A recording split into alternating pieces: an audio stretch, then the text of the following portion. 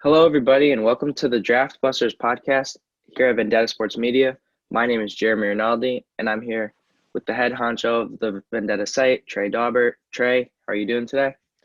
Good. I'm doing all right. It was a smart move by Jeremy's part, you know. He wants to start this draft podcast. Who's he going to? You know, he kind of gets his foot in the door. He says, let me attach myself to Trey. This way, you know, anytime there's a raise coming or whatever, you know, hey, I do the podcast with you. So it was a smart move by Jeremy. Thanks. Yeah, I'm really looking forward to the draft podcast, keeping this going. We got a lot of big things planned for this podcast. We're hoping to get some interviews lined up with some prospects or maybe some draft analysts. So be on the lookout for that in the future. Today, however, we're going to talk about Justin Fields, the quarterback for Ohio State, who didn't have the best game yesterday. 12 for 27, 114 passing yards, 0 touchdowns, 2 interceptions, and he was sacked 3 times in Ohio State's 22-10 win over Northwestern in the Big 10 championship. Trey, what are your thoughts on Justin Fields' performance? I can sum it up kind of, you know, simple. I don't care. This is just one of those things to me where Vontaze Burfict run like a 5:040. I don't care. Anquan Bolden ran a slow time. I don't care.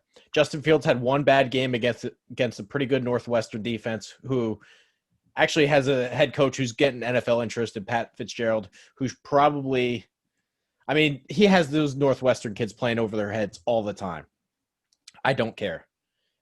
The draft is tomorrow. He should be the number 2 pick behind Trevor Lawrence all day, every day. I don't care if he stinks tomorrow. To me, this is one of those situations where, okay, Jacksonville, here's your opportunity. Don't screw this up. Are you going to overreact to something? Because I don't care. He could have threw 5 interceptions, and to me, he's still the number 2 pick in this draft. Yeah, I mean, I completely agree. I think that I saw a lot of it on Twitter yesterday. Everyone overreacting to this. Yeah, Fields has a couple concerns. Yesterday he showed that he holds the ball for way too long. But then again, I mean, that was something that Tua did coming out of college. That was the if we So could go back, my comparison for Fields has been Deshaun Watson. I think he's just such a high-level athlete for the position. The biggest concern about Watson was, well, he's not really in this pro-style system, and we think he holds on to the ball too long. Well, it's exactly what Fields is doing. Fields is in this spread system where it doesn't really exactly translate to the NFL, and he kind of has this freedom to improvise. But if you kind of know athletes, you can plug this guy in the NFL and it's going to work. Deshaun Watson has been the prototypical, hey, when things break down, nobody's better at improvising than that guy or Patrick Mahomes. So, totally, yeah. yeah, my comp for him has been Deshaun Watson because I just see such a high-level freak athlete. Remember Deshaun Watson? He was a Georgia State high jump champ. That doesn't just happen. Fields is just out of this world, ridiculously athletic. But I know enough about Justin Fields where I don't care. This is the same guy that went to the Elite 11 camp and outperformed Trevor Lawrence and stuck him in his back pocket. This kid is unbelievable. I don't care if he has one bad game against Northwestern. Yeah, I mean, I'm not going to go there and say that I think he's Deshaun Watson. I think that's a high comparison. That's probably for his ceiling. But yeah, he's a very good prospect. I'm not totally high on the rest of the quarterback prospects, which we'll talk about in a bit later when we hit the mailbag section. But yeah, I don't think this changes much for him. I think he should still be the number 2 pick in the draft. Go to And Jacksonville or if yeah, we're not going to get into this too much, but we're going to do a winners and losers segment. And one of the winners to me is sometimes we have to scout people when they're not available. How does the rest of the offense function without you? Chris Olave is dangerously important. We look at Garrett Wilson and like, oh, big time recruit. He can run. His route running is definitely above average. He wasn't a number 1 yesterday. He was by far not a number 1 yesterday. It's weird how when the coverage rolls to his side, he wasn't as effective. Chris Olave to me was a big time winner because that guy looks important.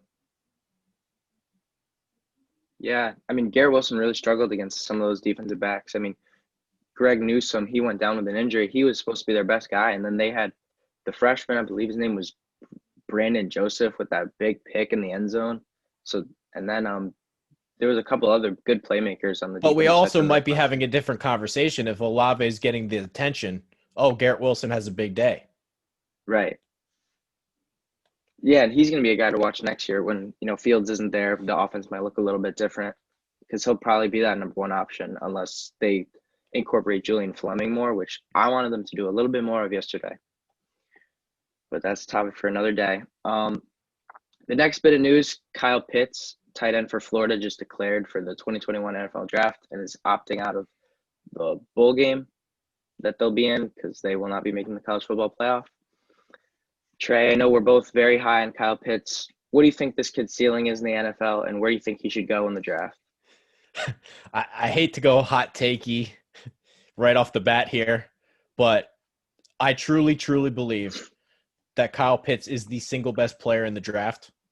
It might sound crazy. It might sound ridiculous, but he is by far the best college tight end I've ever watched in my entire life. I don't know how to explain what he is other than the fact that he's a unicorn. 6'6" tight end that can run. And, people have thrown out the Darren Waller comparison, but Darren Waller was a 6th-round pick, and he was really raw coming out of Georgia Tech, and we didn't quite know what he was, and they were in this option offense with Paul Johnson where they didn't really throw the ball. Kyle Pitts is head and shoulders better than what Darren Waller was back then, and Waller also had character issues. I don't know how to describe Kyle Pitts because I don't think I've ever seen anything like him. It's not fair to be that big. I think he's going to run a really good time too. And the way he's able to track balls in the air, I mean, it's not a 50-50 ball when you're throwing it to Kyle Pitts. It's an 80-20 ball when you're throwing it to Kyle Pitts. I agree. I don't know if I'm going to put him at number one. Right now, he's definitely in the top 10. He might even end up being in my top 5. I think he's that good of a player. And, I mean, you saw it last night. I mean, that touchdown catch with about a minute left over 2 defenders, that's an incredible catch. And it's a big-time play. He's not doing that against Purdue. One score. He's doing that against Alabama. Right. And, I mean, even in the first quarter, I mean, he took Patrick Surtain, a guy who I think is one of the best players in this draft as well, cornerback for Alabama. He ran a receiver's route against him. He ran a 10-yard slant, beat him to the inside, and, made the play for the first down. I mean, you don't see tight ends doing that. I don't know where he's going to go in the draft. I'm hoping it's to a pass-heavy team. I wouldn't mind seeing him in Carolina if Joe Brady stays. I know Carolina is the team that's been thrown around for him a lot. If Joe Brady stays, then I'm all for him going to Carolina. That's a great offense, ran by a great young offensive coordinator. I don't know about Bridgewater, but they throw the ball a lot. That would be a perfect spot for Pitts. Yeah, but I just think he's such a generational talent. To me, I've never been a guy that will take tight ends in the first round. Never. I don't think there's ever been a tight end in the draft that I've ever even considered a first round prospect.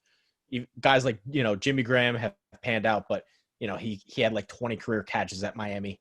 He was a project. That's a guy you take in the third round and you hope and pray it works. Guys that have been taken in the first round, TJ Hawkinson never deserved to be there. Brandon Pettigrew, Eric Ebron never deserved to be there. This guy, I've never seen something like it at the tight end position. Never. I mean, I'm a Miami fan. I like Mike Gesicki, but we got the 8th pick or the 9th pick right now.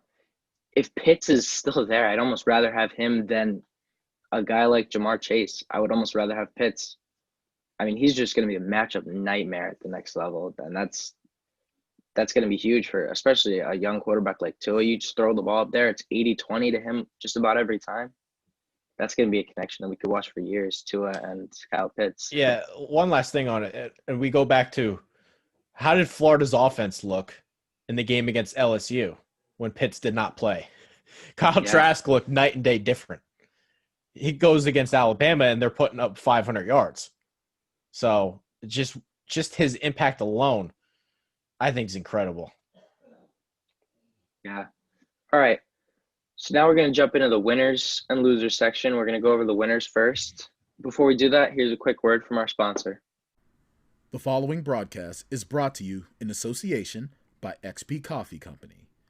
XP Coffee Company is the fresh brewed coffee made for gamers by gamers. Get amazing flavors like Choco Loco in 8, 12, or 16-ounce bags. Or level up and get Illusion, Isolation, Nightmare, or the Majestic Throne blends in light, medium, or dark roast in whole bean, coarse French press, drip, or fine espresso in 12-ounce, 16-ounce, or 2-pound bags. Wow! Shipping worldwide. If you're in the US, go to usa.xpcoffee.co. If you're in Europe or in the UK, go to www.xpcoffee.co. XP Coffee Company. For gamers, by gamers. All right, so we're back here. We're going to start off with Trey. Who's your first winner in this week's slate of college football games? I think it has to be Ohio State running back Trey Sermon, because this is a guy who he had some flashes at Oklahoma, but he kind of got lost in the shuffle and he decided to transfer out. He goes to Ohio State and is such an unfortunate circumstance because maybe in a normal season where he has all this camp time and he gets familiarity in the offense, he can emerge as the number one running back. But instead, they kind of roll with Master Teague because he's been there for a while. And Master Teague's really not that good. So you sit there and say, well, how come Trey Sermon can't beat this guy out? And then, 6 games into the year, he really doesn't have any impact. And you're sitting there to yourself, is this guy even going to get drafted? And one Big Ten championship game later, in a game where Justin Fields doesn't really have anything going, he hurts his wrist. The defense for Northwestern is really doing a good job. Trey Sermon single-handedly carries Ohio State to a Big Ten championship, and he breaks the championship record with 331 rushing yards. Not just that, 196 came after contact, so he was creating a lot of it on his own. He had some really nice jump cuts. I think yesterday he looked like a poor man's Najee Harris. He's 6'1", about 220, big, can move for his size, caught the ball well out of the backfield. To me, there was no bigger winner because coming into the day, we didn't know if he was going to get drafted. After the day, we sit there and say, well, this running back class isn't too deep. I haven't seen a lot of the guy, but now I have a 300-yard performance in my back pocket to go off of. He broke Ezekiel Elliott's record, J.K. Dobbins' record. He's the record holder for a Big Ten championship game. He might have saved himself, 4 rounds. Yeah, he really could have. I mean, this running back class, it's pretty good, but I think a lot of the guys are very similar in the middle rounds. I think a lot of the guys do a lot of the same things.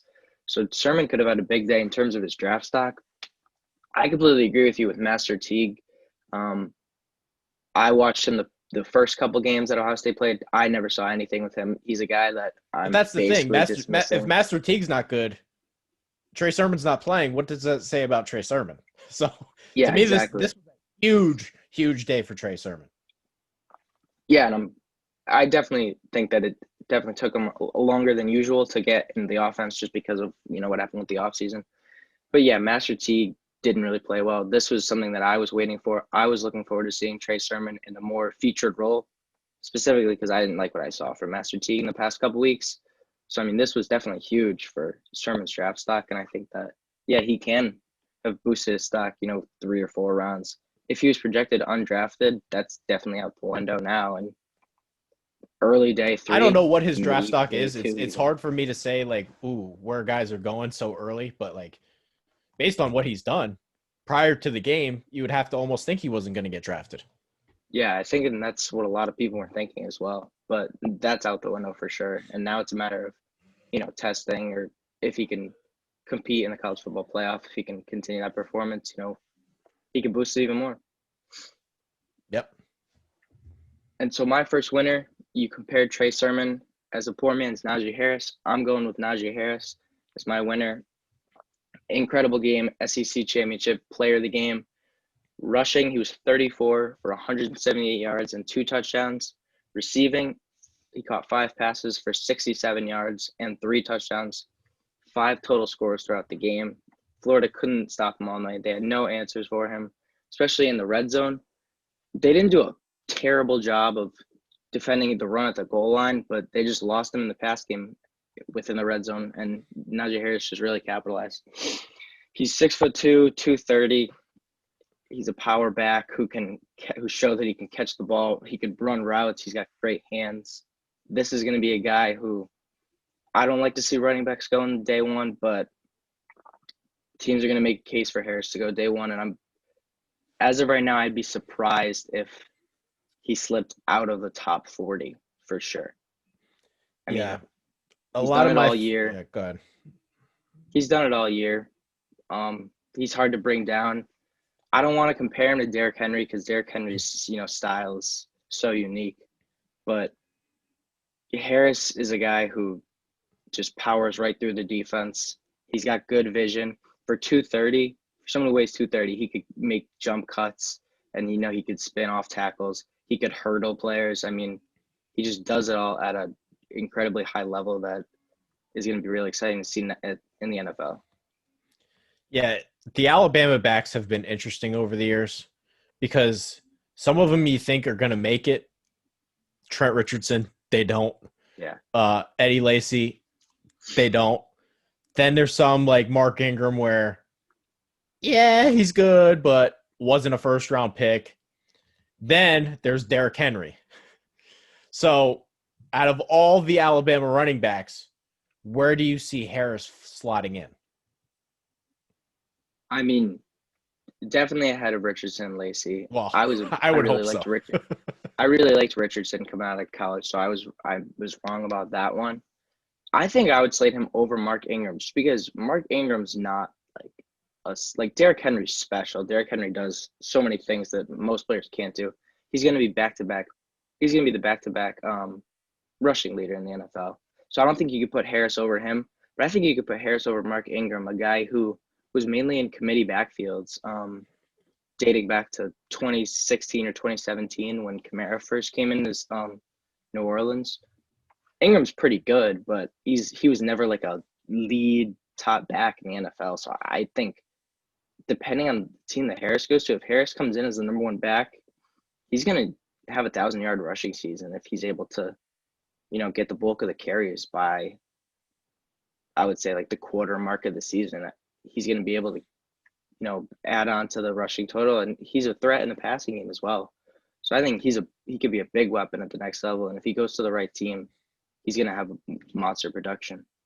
Yeah, Mike Tomlin has this line, and I've sort of used them with the Alabama running backs because before the Trent Richardson draft, he famously came out and said that he thought he sucked. It kind of got leaked to the media that he thought he sucked. And Tomlin has been really good, or the Steelers have been really good at drafting running backs and receivers. He has this line where he's like, is he making guys miss, or is he bouncing off guys and running for extra yards? Eddie Lacy had that sort of thing where he sort of bounced off guys. He didn't really, make guys punish. Harris can really deliver some blows, and he's so impressive in the passing game, the way he's able to make cuts. He carries his frame a lot better than Richardson or Lacy ever did, just thinking back to those guys. I think he's going to make it. He's not special enough to me to be a round one back, but I have no problem drafting him in the second round and saying he's our guy. He's going to be our starter. Right. And I mean, he's not just like bouncing off guys. He's hurdling them, trucking them, spinning right past them. And he's able to find those holes in the defense. It's really impressive. And yeah, I'd agree. I'm not a big running back in round one guy. I'm not a big receiver in round one guy either, or tight end. But I mean, we talked about Pitts, how special he is. So, I mean, if a team takes Harris in the first round, I'm not going to complain. I don't think it should be, top of the first round like Saquon or Ezekiel Elliott, but I wouldn't complain if he's a first round back. All right, I'll jump into my second winner here, and this one is kind of a semi-winner because I don't know what his draft stock is. It's hard for me to say. Do I think I would take this guy in the second round? Hell no. But I'm going to go with Iowa State tight end Charlie Kolar. He is absolutely humongous. He's got a basketball background, 6'6". He almost kind of looks bigger than that, 257. He can run a little bit. I'm not saying he's a world beater, but he just looks so big and is such a tough cover that And again, I don't even know if that he's the athlete that Mike Gesicki is. I would doubt that he tests as well as him. But there's so many bad tight ends in the NFL that it's hard for me to believe that he can't play. He finishes the Oklahoma game, 6 catches, 92 yards, a touchdown. Think of all the bad tight ends in the league. We got Robert Tonyan, who's like the fifth. He's like the 5th fantasy tight end or whatever. It's hard for me to believe that you can't take Kohler in the 5th round and he can't be productive for you. Yeah, I like this one too. I was pretty high on Kohler. I think I had him at maybe tight end 4 coming into the season, or maybe even tight end 3, right around Brett. I don't know how high he's going to get drafted, but yeah, there's going to be a line for me where I get uncomfortable, but I think he can play. He'll, I mean, as of right now, I mean, there's so much time left, but as of right now, it looks like he'll be a day 3 guy. But yeah, when I watched him in the offseason, I was impressed with, how he's able to get up and catch contested balls. I mean, Mike Gesicki isn't a bad comparison because that's what Gesicki does so well. I don't think he's quite as athletic, though. Right. No, and he definitely won't be. He's a guy from Oklahoma, so this was a big game for him. They weren't able to pull it off, and we'll talk a lot about this game more coming up, but he looked good. He was one of the few guys that looked good for that Iowa State team. And I definitely think that he boosted his draft stock a little bit. I'm going to go on the other side of that game with the Oklahoma defense. My second winner is edge rusher for Oklahoma, Ronnie Perkins. So in this game, he had just three tackles, 1.5 sacks, but just all game he was in the backfield, all game. And Oklahoma, I don't know who's the defensive coordinator at Oklahoma, but they got to figure something out. Alex Grinch. I mean, I don't know how many offside penalties you can get in a game. And I don't know how many missed offside. I mean, there was like 3 different missed offside penalties that should have gone against Oklahoma, and they still had way too many. So they got to figure that out because, I mean, half the time Ronnie Perkins is getting to Brock Purdy, and it doesn't matter because there's offsides. But, I mean, yeah, he wreaked havoc all day against that Iowa State offensive line. He was in the backfield all day. He's very quick off the line, and he's incredibly powerful with his body and with his hands. I believe he's just a junior. He might be a redshirt sophomore. I'm not positive on which one, but he's 6'3", 250. He's a junior, okay. If he declares for the draft, I think this is a guy who's been building his draft stock up all year. I believe he had another sack in their last game. So, I mean, end of the season, he's been getting to the quarterback, putting on a show. And I think he got to Purdy again on that last play where Purdy threw up the interception to end the game. I mean, he was there all day in the backfield. He was one of the only guys in that game that I was impressed with. And in a weak edge rusher class, he can make a case for himself as, one of the best guys at that position. Yeah, I haven't seen a ton of Oklahoma. In this game, I sort of flipped back and forth with the Oklahoma and Ohio State Northwestern game. So I wasn't totally locked in. But I guess my question to you would be, Brenton Cox is a guy I really like out of Florida. Which one would you rather have, Perkins or Cox? Because Cox is a guy that I saw him at Georgia and thought he could really play. He goes to Florida. I think he took his game to another level. He's got a good array of pass rushing moves. Really, really nice spin move against LSU the week prior. I think he's really sudden and can play. Where would you rank Perkins compared to Cox? I mean, in terms of value for a team, I think it's what a team wants. They're two different edge rushers. Cox is more of a speed edge rusher, whereas Perkins is a power guy. I think at this stage, I would lean more towards Perkins just because, he's done it more. Cox hasn't Cox produced a lot in the past couple weeks. Even he looked relatively good yesterday against Alabama. I know they didn't get to the quarterback too many times in that game. But I would just go with Perkins right now just because he's so much stronger. I mean, he's one of the strongest edge rushers in the class. His moves aren't perfectly defined, but his bull rush, I mean, he's powered through guys all year. And if he refines some of his pass rushing moves, he's going to have a lot of choice. He's going to have a lot of options, in the NFL. And I think he's just got a multitude of ways to get past those offensive tackles. So I lean towards Perkins right now.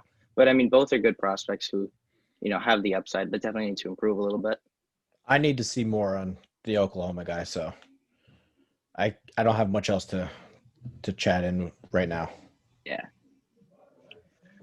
All right, so now we're switched to the losers of last week or this week, prospects who didn't improve their draft stock, maybe didn't impress as much as we'd hoped. Before that, let's hear a quick word from another one of our sponsors. The following broadcast is brought to you in association by Forever Grips. Go to forevergripsgaming.com for all of your affordable gaming accessories. Need new grips for your analog sticks? They've got it. Need to swag up your controller or console, including the Xbox Series X or PS5? They've got it. Need a sweet mouse pad to complete your setup? Go to forevergripsgaming.com now. Act now and use the Vendetta Sports Media promo code VSM15 at checkout to get 15% off of your purchase. That's right, 15% off by using our promo code VSM15. Forever Grips, the best accessories for the best prices are with Forever Grips. All right, so Trey, we'll go over to you first. Who's a prospect who did not impress yesterday? I'm going to go Brock Purdy, Iowa State. The Big 12 to me is the everyone knows the Big 12 as the conference that doesn't play any defense. If you're going up against Oklahoma, you better look like you belong. Brock Purdy's a guy that's gotten some hype in the past. But to me, you can't throw 3 interceptions against Oklahoma and sort of look lost. I thought that was a really, really bad showing. He's a junior, and there's just nothing really dynamic about him. He's 6'1", average size, average arm. It doesn't look like, he's this big presence that commands a huddle either. So I don't know what he brings to the table. What is he other than, maybe we found a career backup. Yippee. You can't go to Oklahoma at a Big 12 championship game, throw 3 interceptions, and never be in the game. I thought he looked horrible. I just don't see any sort of maybe this isn't a good comparison, maybe it is, but the Minnesota guy, Tanner Morgan, he just kind of looks the same as that. Some kind of backup quarterback that's really not going to ever make an impact. Maybe he starts a couple games if you get injuries in front of him, but there's no dynamic skill set. There's no wow factor. There's no high twitch with anything. So I don't get his hype. Yeah, both of those guys that you named were 2 guys that were relatively high in terms of quarterback preseason rankings, and both of them just plummeted their draft stock. And you mentioned how Purdy's a junior. If I'm him, I'm not going to the draft. I'm going to stay one more season. He got passed by, just to name a couple, Zach Wilson passed him, Trask passed him, Mac Jones passed him, Desmond Ridder from Cincinnati passed him. That's a lot of money right there. If you're drafted, you're in the 7th round as of right now. So he's got to go back. Yeah, he definitely did not play well yesterday. He also took 3 sacks. Same with Fields. He's got to get better at getting the ball out quicker. And then, I don't know what that last throw was. Yeah, you're under pressure.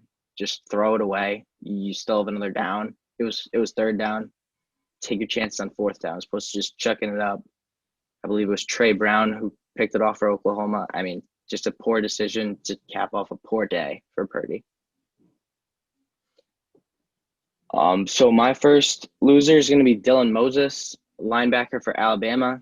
This was a guy who I was really high on coming into the season, and he's one of the only players you could say this about for Alabama that he just hasn't impressed all year, and he's definitely lowered his draft stock, which is surprising because he's been hurt most of his college career. So when he was playing this season, a lot of people were excited to see him. I was excited to see him, but he just hasn't looked like that explosive athlete that everyone says he was or that he was in high school. Coming in, he was right behind Micah Parsons in terms of linebacker rankings, and people said he had a chance to surpass him. But, he had 2 defensive pass interferences that the commentator, I forget who his name is, the commentator said both of them would have gone for touchdowns. So, I mean, if as a linebacker, you have to hold like a backup tight end or like a third string wide receiver in order for him to not score, then I cannot trust you in pass coverage. So he struggled with coverage. He got outplayed by some of the younger linebackers. Christian Harris comes to mind. He played a great game for Alabama. I mean, Moses is just a guy who was once thought of to be a lot, and he's really playing down the level of his competition. He almost looked like he was a Florida defender last night. I mean, this is a guy who I don't know if he's probably not going to be one of the first 5 linebackers taken. And I don't know how you can trust him as just a sole run defender at the next level, especially with how the league is turning. With linebackers, you got to be able to play in pass coverage. So I don't know what Moses is going to do at the next level. Yeah, he hasn't maybe had an outstanding year, and I didn't see a ton of the game last night, but he's someone to me where good. I hope his draft stock falls. I'll take him in the 5th round. I have no problem taking him into someone like that in the 5th round. He struggled with injuries. Is some of it, he hasn't, really recovered yet. He's a step slow. He's not quite acclimated to playing yet. Mac Wilson is someone who he saw his draft stock dip in his final year at Alabama. And, maybe a lot of it is they have so many good athletes on that team where if you're not the one standing out, you look like a problem.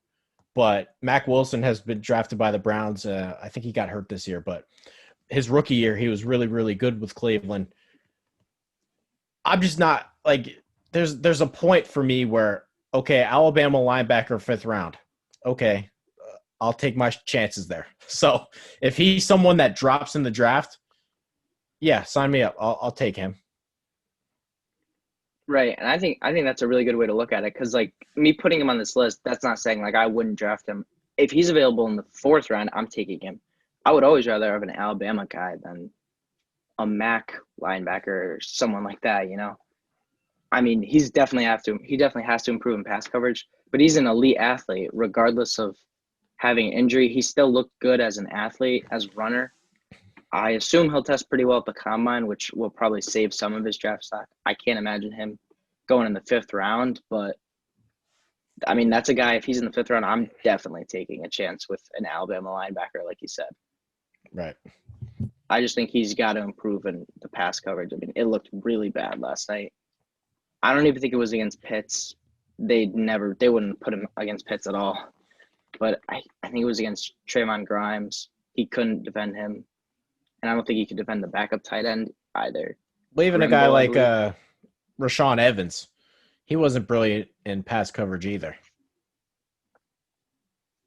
Yeah, and I mean, there's a certain type of player at every position. There's, run stoppers as linebackers.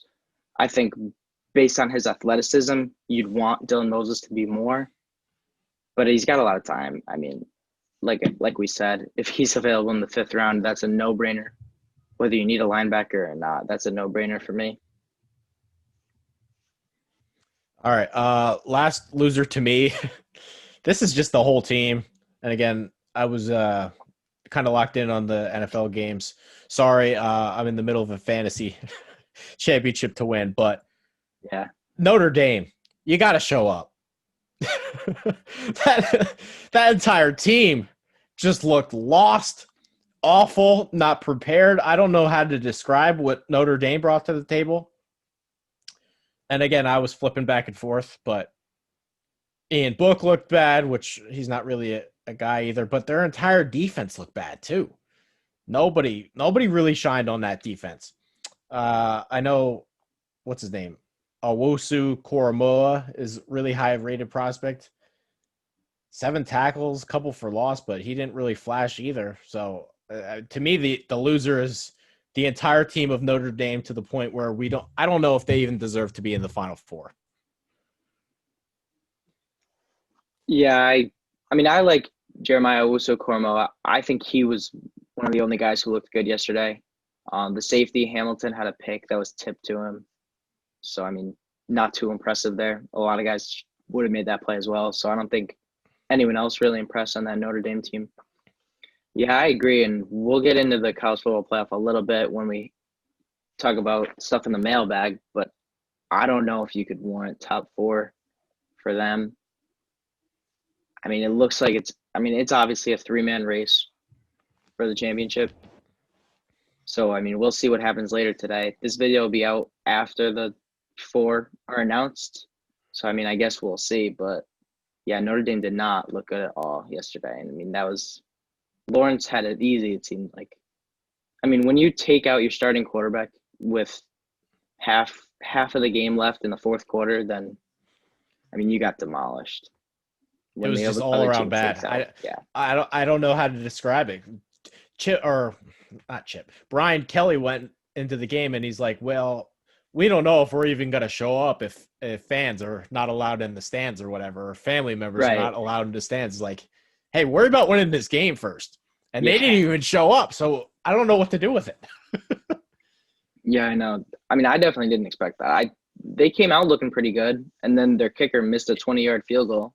And the game was over right there. And then it was over. The funniest thing was I looked at the line, and it was Notre Dame plus 10.5. And it's like, well, Notre Dame's getting killed.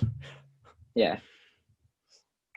So my second loser on this list, he's not an eligible draft prospect this year, but he's supposedly going to be one of the top picks in the 2022 draft, and that's USC sophomore quarterback Kedon Slovis. They played Friday night. They lost to a 2-loss Oregon team. Oregon came in at 3-2. They shouldn't have even been in the Pac-12 championship, which is a whole nother story. Dakota probably loved it. Yeah, I don't even think they should have been in there, but Slovis did not look good. 52 pass attempts, completed 28 of them for 320 yards. I mean, you'd think that's okay. 2 touchdowns, 3 interceptions, 3 sacks. Just made poor decisions the whole game. That pick or the interception that he threw on the last drive, I don't know who that was to, other than number 19 on Oregon. This is a guy who he's supposedly quarterback 1 for the 2022 draft, and I haven't spent too much time or really any time on that class other than just watching them live. And I mean, if this is the best quarterback in the class, and granted, I've seen him when he's played better. Like last year, he played really well as a freshman. He filled in for JT Daniels. He played great. But if this is the best they have to offer, then I'm not too excited about scouting the 2022 quarterbacks. I mean, Slovis looked a little bit above average last year.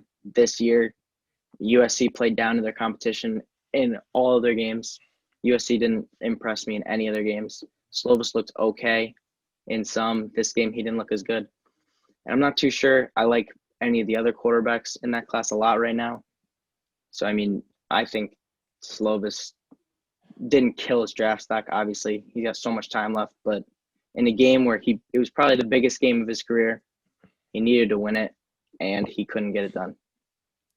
Yeah, I don't want to go too deep into the weeds because this isn't someone who's draft eligible this year, and there's going to be a lot of time. Yeah. But he looked flat out awful. It sort of reminded me of watching Cody Kessler. Yes, he's always had a high completion percentage, but he's not dynamic in any single way. He's not someone who's going to make any splash throws. I sort of saw him get locked onto targets a couple times, not really look at second or third reads. I don't think there's anything special with the guy. I think it's also important to remember if JT Daniels never gets hurt, I'm not sure the guy's even a starter. So yes, he played well when Daniels went down, but we almost have to look at it as he wasn't recruited to be their guy either. So he kind of sort of played over his head, and I think he's overrated because I think people have elevated him to a status where he doesn't really belong. Yeah, I agree. And after seeing him Friday night, he didn't look too good to me. And I'd be surprised if he enters the year as the number 1 quarterback prospect. I think right now I'd give it to the UNC guy, which even saying that is scary. But that's where we're at for right now. All right, so now we're going to move on to the mailbag. where we asked you guys questions on Twitter and you guys gave us some draft and college football questions. So before we get into that, let's hear another word from our sponsor. Hey, you. Yeah, you. In case you hadn't heard, your favorite Renegade Sports Media Group has its own Patreon. Go to patreon.com/Vendetta Sports Media to support our efforts to continuously bring you sports, gaming, and other media coverage as only we can. We've got 4 different membership tiers. For $3 a month, we'll give you a simple thank you on our Patreon site. For $6 a month, you get a thank you and you get to become a recruit in Jackson Law's Vendetta University Gaming Series. For $10 a month, you get everything from the previous tiers, a special thank you at the end of our videos, free access to our upcoming Discord chat, and a free koozie after 4 months. And then the big dog, $50 a month, gets you everything from the previous tiers, as well as opportunities for Fantasy League invites, stream gaming, possible invites to mock NFL and NBA draft sessions, a once-a-month Google Hangout, and after 4 months, a free t-shirt. Yeah! Go to patreon.com/Vendetta Sports Media and help us to improve our pledge to bring you the best sports, gaming, and other media coverage. All right, so the first question we have, what are the chances that Texas A&M gets into the college football playoff? Who asked this question? This was Carl, another writer on the site. Okay. Carl Heiser. Well, we should probably change the question since we'll know who's going to get in to, do you think Texas A&M deserves to be in the playoff? My answer would be no, just because it's clear that whoever gets in, it'll be the 4th team. And I've already seen Alabama play Texas A&M, and it doesn't go very well. Right. Texas A&M got the snot kicked out of them when they played Alabama. It was really, really early in the season, 52-24. Now you can say, oh, maybe they got better over time, but Texas A&M doesn't have these marquee signature wins either. They beat Florida by 3, but outside of that, they really haven't beaten anyone. Mississippi State, they beat them by 14 points, and they haven't been competitive all year. They beat Arkansas by 11. They killed South Carolina, but South Carolina fired Will Muschamp, and they packed it in. They really hung around with LSU. The Auburn game, they could have easily lost. I don't think they're special at quarterback, and we'll get more into him, further episodes, but Kellen Mond just sucks. I don't want to see him in a college football playoff game. Yeah. Yeah, so before I answer, just got an alert. The AP poll came out with their rankings, and I just got an alert that Notre Dame kept their spot in the top 4, which I think most people would have expected. And so I'm going to use one of your answers to answer this question. I'm going to say I really don't care. Whether Texas A&M gets in or Notre Dame gets in, doesn't matter to me. They're losing. They're getting killed. It happens every year. The 4 plays the 1 seed, gets killed, except for when Ohio State played a couple years ago. But Ohio State is obviously a different team than a Notre Dame or a Texas A&M. They have much better recruits. It's been that way for years, and it'll stay that way. I really don't care. It's crazy. I know this team would get killed too, but I would rather see Coastal in there. And right, or Cincinnati. I would almost rather see Cincinnati. They would probably get destroyed, but it's something where Alabama hasn't seen, that spread option offense that Coastal runs. I want to see how they would handle it. Maybe Coastal gets them off their game for a quarter. Maybe it would be interesting for a quarter. Cincinnati has a really good defense. They're going to destroy, they're going to destroy whoever anyway. But exactly. Alabama hasn't seen an offense like Coastal Carolina. I guess the only other thing that's close is the weird shit that Gus Malzahn does with Auburn. But I would have liked to see some kind of little dog get in there and see if they can scrap for a bit, even if it gets ugly. Yeah, and I mean, whoever gets in, whether it's Texas A&M or Notre Dame, they're the only 2 that have a chance. But it just Bama. Highlights they're going to smoke anybody anyway. Yeah, it highlights how bad the college football playoff is. I mean, Cincinnati and Coastal, they did everything right this year. They did everything they could have. Yeah, Cincinnati only won by 3 points last night. But I mean, it's the AAC championship. Tulsa's a top 25 team. They had a really good defense as well. And A win is a win. especially Coastal, you could really make the argument for them. The Sun Belt is Yeah. 3-0 against the Big 12 this year. Exactly. And Louisiana beat Iowa State by 17. And Iowa State was in their championship game, and they beat Oklahoma. Iowa State was home. Yeah. Iowa State was home that game. They lost by 17 to a Sun Belt team. So you could really make the argument that, hey, maybe these guys are actually sort of legit and could make something interesting. Right. And we're not saying that they're one of the best 4 teams. Because I mean, obviously, no. Notre Dame's probably a better team than Coastal. Florida might be the 4th best team. Right. I actually think they are. I predicted that they would be the 4th seed coming into the year. But I mean, you get killed or you get embarrassed by Clemson like Notre Dame did, or you get embarrassed by Alabama like Texas A&M did early in the season. Why should you get another chance? As opposed to a team who went undefeated, they did all they could. Coastal went and got an extra game. Yeah, and they played BYU when they didn't have to either. Another top team. I mean, them in Cincinnati, they did all they could. I think it's almost a joke to allow a team that got absolutely demolished by either Bama or Clemson to get another chance. And that's why people don't like the college football playoff standing, and that's why they want it to change. I don't want it to be expanded, though. I don't want it to be expanded either. But they're heavily biased towards SEC schools in the rankings. As they should be, though. Well, the only thing, for me, Florida lost. They were supposed to win by 24. They lost at home to LSU. And Cincinnati got pushed back so Florida could stay at, 8, and then Cincinnati went to 9. That's, to me, is ridiculous. But, I mean, they don't really give, G5 schools a chance. So the Big 12 one was worse to me. How Iowa State was 6. Yeah, and I agree with that, too. I mean, we talked about them a lot already. Iowa State's not the 6th best team. It's not even close. They have a good coach, but no one else. Charlie Kohler looked good.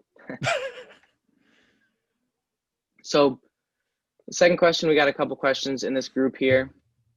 Who asked this one? The first one, this would be my dad. Oh, okay. He asked a couple. Who is the top-ranked defensive player in this draft? Yeah, I didn't want to spend too much time on this one because he hasn't played all year. But right now, I'd probably have to go with Micah Parsons, the Penn State linebacker.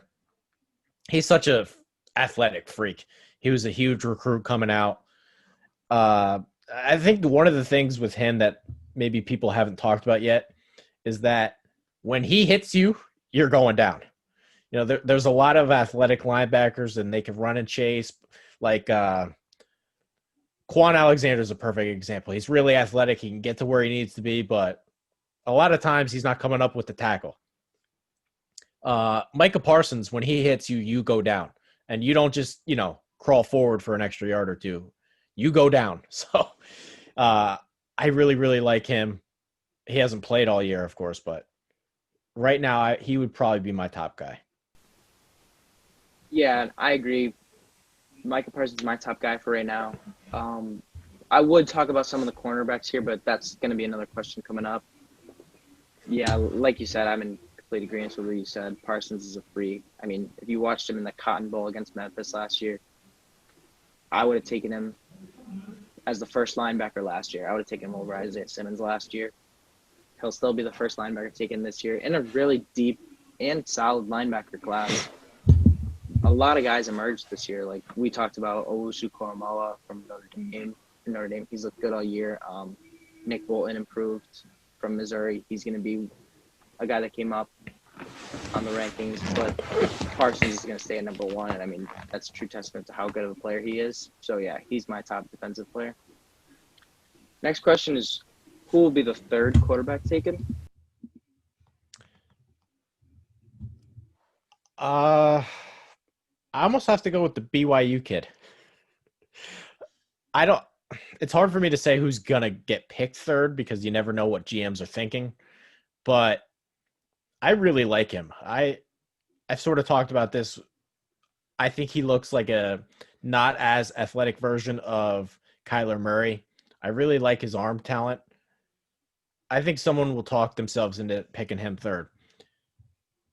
Trey Lance, I think he's going to get hurt by the fact that he had one game, and the one game didn't really go as well as, according to plan. Mac Jones, I really like, but, it's kind of clear that he's not he doesn't have that defining skill set like Tua does. He's played well all year, but it's not like, oh, Tua, I can see that release. That's special. I don't really see, a defining skill set with Jones, and Trask he's so limited mobility wise that I don't see any way how he can even creep into that discussion. Yeah, before I answer, just a quick thing on Trask. So after the game, they asked Nick Saban, what did you think of Kyle Trask's performance? How good did he play? Saban, his response goes, we couldn't guard number 84 or number 1. So, I'm going to trust Nick Saban with player development, with player scouting. They asked him about Trask, and he talked about Kadarius Toney and Kyle Pitts. So that that tells me all I need to know about Trask. That tells me all I need to know about what Saban thinks Trask's chances are. When you ask about someone and they tell you about someone else, the person you asked about maybe isn't that guy. So that's just a quick thing on Trask. Third quarterback taken right now. I've been watching a lot of the Zach Wilson film lately. I'm hoping to post a scouting report on him soon. I'd go with Wilson right now, just because I haven't seen enough of Lance. I watched a little bit of Lance in the offseason. I've seen 0 snaps of Lance. Oh, really? He looks good throwing the deep ball against FCS schools. I don't know how well he can read defenses. I don't know how well he can, handle pressure, because I'm sure he hasn't seen a lot of it. He's a pretty solid runner, but that's not what I'm going to take a quarterback for. He's someone I hope I get to see at the Senior Bowl, but I know it's not going to happen. Yeah. He would have had to graduate. Yeah. I don't know how that would go for him. But yeah, I'm going to go with Zach Wilson right now. I think the more I watch him, and I think he's pretty good, but I still think he's overhyped. A lot of these college football quarterbacks, they're one-read guys, and it looks like he is too. And that's partly the offense he runs. One thing about him is he's very good at scrambling. He's very good at making throws on the run. I just think he does it way too much. The number of times I watched 2 or 3 games of him on film, the number of times he left a clean pocket was ridiculous. But if he goes to somewhere, and I've seen this a couple times, and I really like this fit, if he goes to San Francisco with Kyle Shanahan, I think that would be a great fit for Zach Wilson. I think that'd be perfect. Whereas if he goes to a team like Chicago, I don't know how well of a fit that's going to be for him. But in a spread offense like the Niners run, they do a lot of crazy things. Zach Wilson can do a lot of crazy things. Him matching up with guys like Deebo Samuel and Brandon Ayuk, some young receivers, I think that'd be a really good offense to watch. And I think he would grow the most and reach his full potential with Kyle Shanahan. But I don't know how many other spots are that's the other thing, though. Josh Allen's a guy I really, really liked. He's a small school guy at Wyoming. But we're having a much different conversation about Josh Allen today if he gets picked by the Jets. So, yeah. So, we can say that about almost anybody. A lot of quarterbacks, it just depends on fit. That's what I'm just saying. I think he'd be a good fit in San Francisco. In terms of will he be good no matter where he goes, like a Mahomes or Deshaun Watson type player? That's almost the other thing. I don't think so. If Mahomes was picked by the Jets, I'm not sure he's good. He had a lot of flaws coming out of Texas Tech. Yeah, but I think it's with him, it's just his ability to, comprehend things and, learn as quick as he did. He'd sat a year behind now. Yeah, but Mahomes, he admitted, I think after the Super Bowl, is I didn't really know how to read defenses yet. When you have Andy Reid dialing up things for you, That's not really a concern. That's totally I true. think the book on Mahomes has been rewritten when it shouldn't be. We need to. I hate when people do this. He was really combustible at Texas Tech. He did a lot of dumb things at Texas Tech. Those dumb things get eased out when Andy Reid's your coach. If Adam Gase is your coach, he'd be doing a lot of those dumb things right now. Yeah, and that's a pretty big take. I don't know how you can disagree, honestly. I mean, Darnold was a top three pick, and he's done nothing under Darnold's the Jets. the perfect example. I don't think Darnold was as combustible, but he made a lot of dumb decisions that is not being coached out of him. I think he's incredibly talented. I loved him coming out. The only thing I didn't really like was the fact that he made dumb decisions, and you could see the linebacker in him because he played linebacker in high school. You could see a lot of the clunky movements and some of the, I can fit this ball in here decisions, but those things don't happen if they're happening right now because he plays for Adam Gase. Yeah. Yeah, so I mean, quarterback's a huge a lot of it comes down to the coaching staff and what team he lands on, what offense they run, and that kind of fit. But I mean, right now for me, my third quarterback would be Zach Wilson. I just think in terms of quarterback, in terms of accuracy, in terms of arm strength, I think he's better than Trey Lance. And then after Lance, I would probably have Mac Jones at 5. And then a lot of it doesn't really matter yet. I like the kid from Cincinnati, Desmond Ridder. I don't know if he'll declare. I want to see a little bit more of him. The guy I really liked, Dustin Crum from Kent State. I can't wait to watch more of him next year. He's going back. That's a guy who I'm going to put my stamp on him for next year. And so I wish I could have seen the Jamie Newman this year. That would have been nice. Yeah, I don't really know what to think of him. The Senior Bowl's going to be big for him. So the last question here, it's about the cornerbacks, Patrick Surtain or Caleb Farley. Who's better? Well, I have not seen one snap of Virginia Tech in about 3 years, so I will go with Surtain, and I'm not going to overthink it. Alabama cornerback, his father played in the NFL, who was very, very good, 6'2". Every time I've seen Surtain, he's been unbelievable. So I'm not going to overthink it. It's sort of like, I don't know, when it's going to be similar to Jamar Chase. I'm not going to overthink it. Devontae Smith has been great. I'm not passing on Jamar Chase. I don't care how good. It's like I don't care how good you tell me this Farley kid is, and I'll watch him eventually. I'm not there yet, but I'm not going to pass on Surtain. I know what I'm getting. Yeah, I agree. I had Surtain as my number 1 coming into the season. He's 6'2" too. He moves really good for a big corner. Yeah, and the knock on him is that he might not run the fastest 40, but I don't care. I'd rather have a guy who can cover as opposed to a guy who can sprint and not cover.